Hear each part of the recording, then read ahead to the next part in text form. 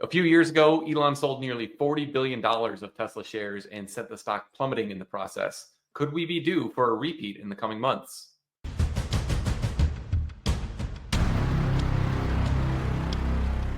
A few years ago, before Elon actually sold his first share during that series of sales that he made, Bradford, you actually were the first in the Tesla sphere to comment on the fact that Elon must sell these shares on Dave Lee's channel. You made a video with him talking about the options package that he had and how he'd have to sell for tax purposes. So I do think you have some credibility here, given the fact that you essentially called this before. Yes, and back then the forcing function was taxes. He needed to sell shares to pay taxes from his expiring stock options. So during this video, we're going to walk through why Elon may need to sell more Tesla to bolster up X. We're going to walk through what's going on at X now that caused the situation to escalate and the factors that make a capital raise a little tricky for Elon. Matt, you recently saw something from the New York Times. Could you share that with us? Yeah, so the New York Times said that they did obtain some documents that showed that in the second quarter of this year, so 2024, X earned $114 million in revenue in the United States, which was a 25% decline from the first quarter and a 53% decline from the previous year. One other quick note is I was actually able to pull up the company's 10Q back from 2022.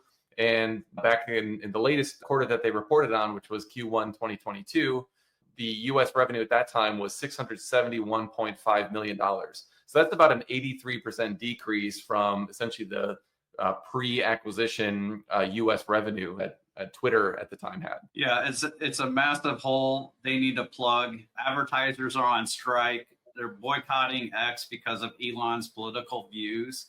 And as a result, X is suing the advertisers. So Elon's suing his own former customers. And Linda Yaccarino on X posted this, and I'm just reading a portion of it.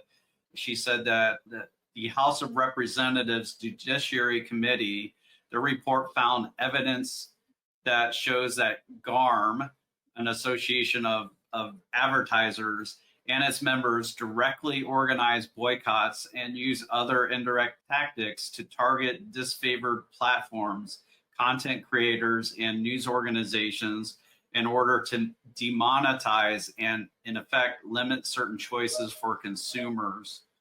And then she adds further, that's why today X has filed an antitrust lawsuit against the Global Alliance for Responsible Media, that's what GARM stands for, and the World Federation of Advertisers.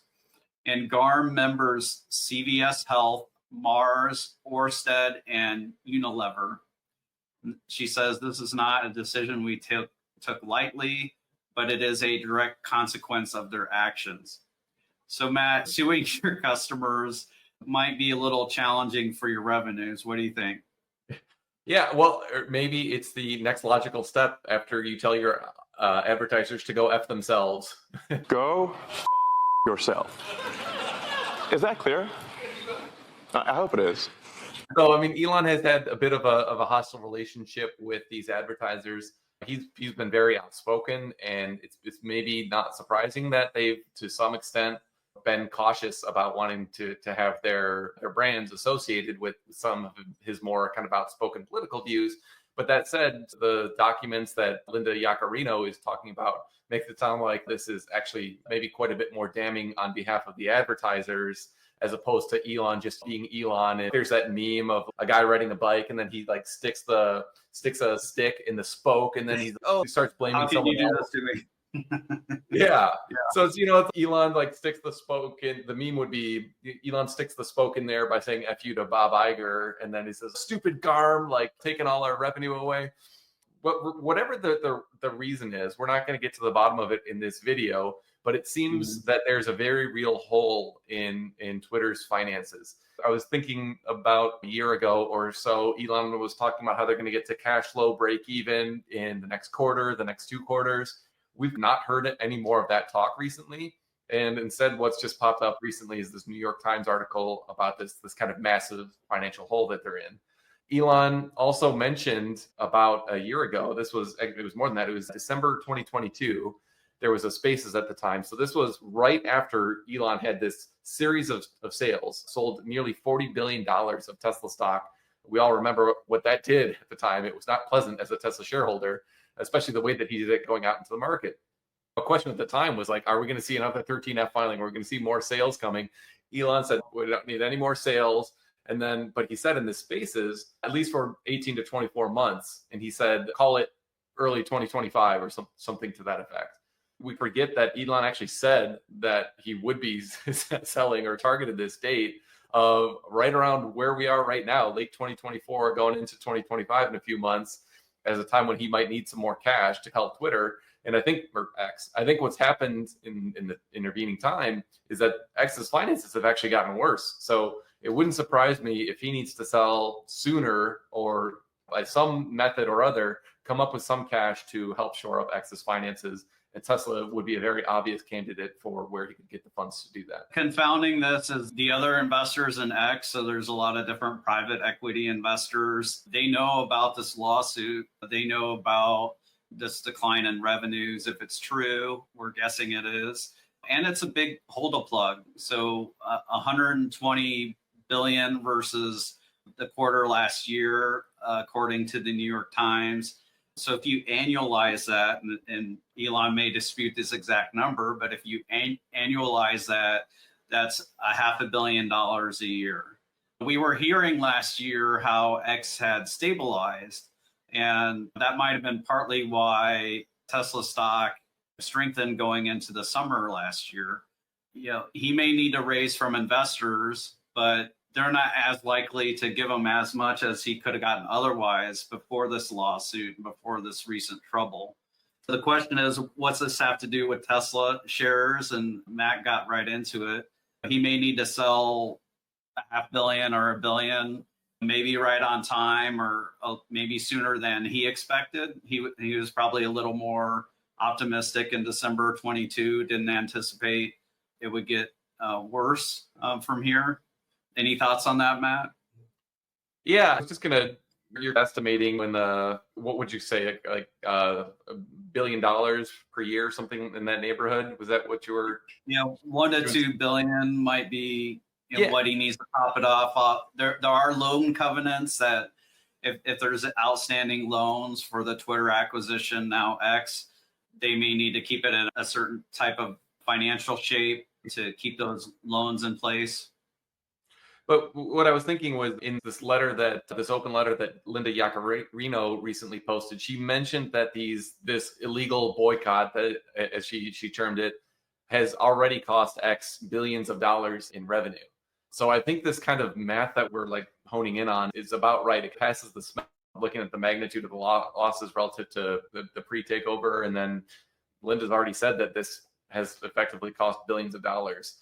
This is very real, I think. The exact structure of how this kind of whole, or this cash flow and cash balance concern could get managed by X is a real question mark. But we know that Elon has expressed kind of openness to go down this path before. The valuation has definitely taken a hit, though. I think the last I saw it was something like $11 billion was the latest enterprise value that I'd heard around X. So the valuation. And what was the valuation you heard before that? Wasn't it like, didn't he buy it for 40 or 43 billion, somewhere in that neighborhood? Yeah.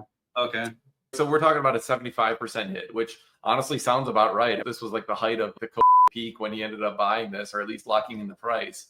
So the timing couldn't have been worse just from a valuation perspective, let alone like the advertising dollars. He's done really well to cut costs out of the company. But I think if you cut 80%, people forget that Twitter was actually losing money before he bought it. So if you're losing 80%, 83% of your at least US advertising revenue, even though you cut your costs by a ton, that still is a pretty meaningful earnings and cash flow hit that I'm sure they're taking.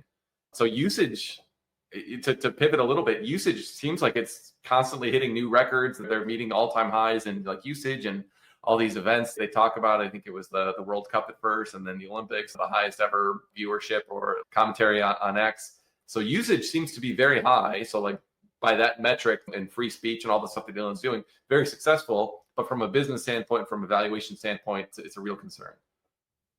So if you stick around for 2 more minutes, we'll talk about what this means for Tesla stock.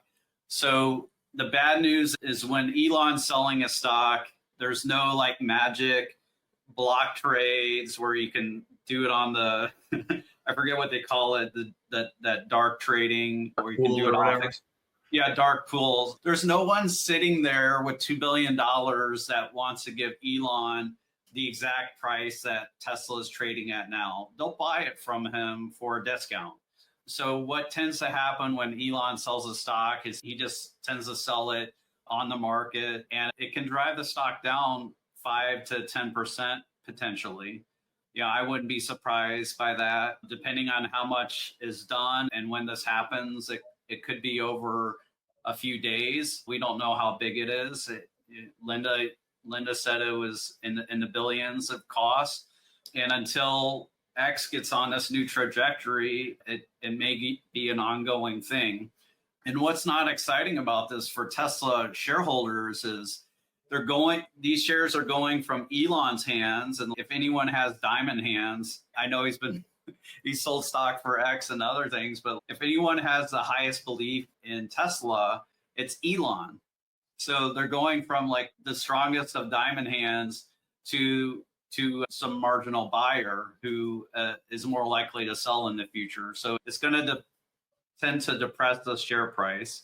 Some good news is that the shares that Elon would be selling have a cost basis of $300 or higher, I think.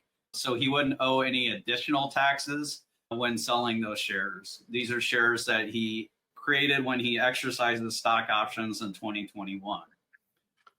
So what do you think, Bradford, on the kind of magnitude of the sales that he might be targeting? Last time around, when this was so painful as shareholders, this was 40 billion.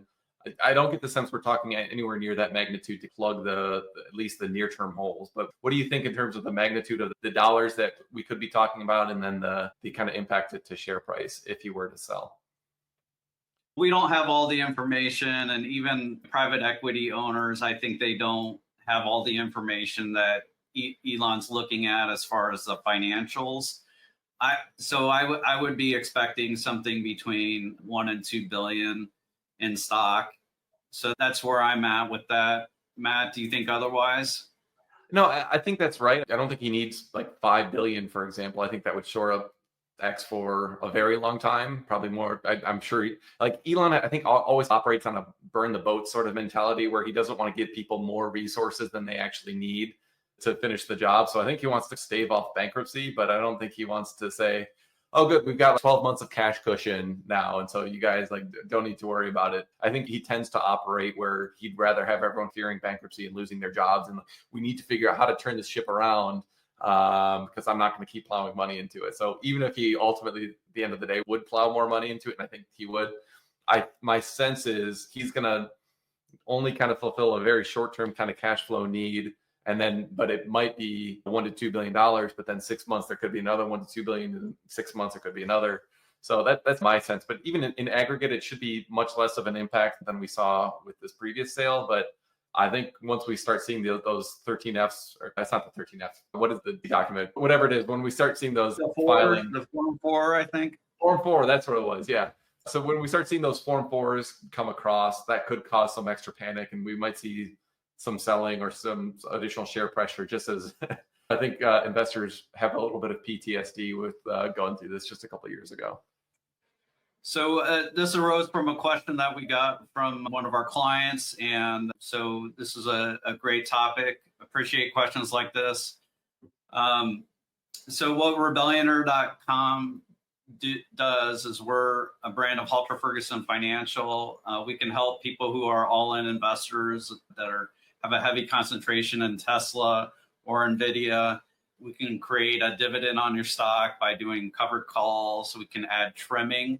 So instead of just hodling your shares, we do trimming when the stock hits an emotional high. So we have extra ammunition to buy when the stock inevitably runs into a rough patch. And we mix in some small slices of other high conviction names. For further information, check out this video on the screen where I talked about in 2021 with Dave Lee, I predicted that Elon would have to sell his Tesla shares to pay the tax bill from his expiring stock options. With that, I'm going to say bye for now. Bye for now. Full disclosure, Rebellionaire.com does some advertising on X. Some of it is credits that we get. We do have an affiliate badge where we sponsor some creators or help some creators. We give them that badge that gives them more exposure on X. Matt and I do get creator revenue share like any creator does who has more than 5 million impressions. So there is a financial back and forth there, full disclosure.